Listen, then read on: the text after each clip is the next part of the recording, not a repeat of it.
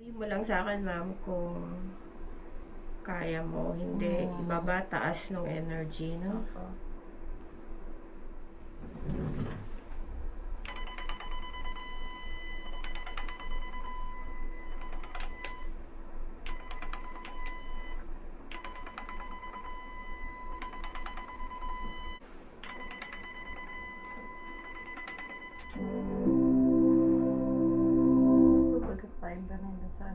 Ano lang?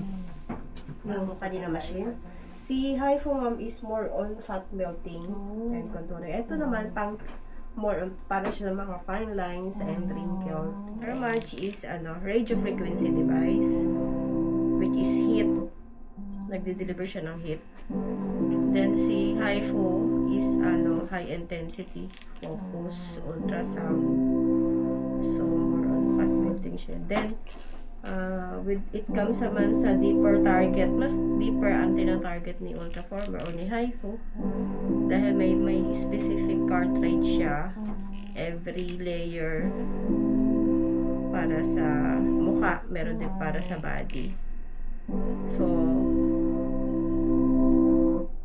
maganda yung combination niya. Bakit? Di ba nilusaw yung tabak, minalt natin ni HIFU. Siyempre, pag nag-loose nung para naglalawlaw, di ba?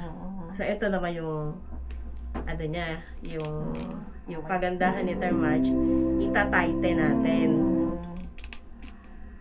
yung na-loose na mga tabak. Mas nagbubus pati yung collagen. Mas bawasan. Ganun, no? Oo, yung dito. Nakalagpak dito. Oo. Tapos ito lumiit din, no? Na?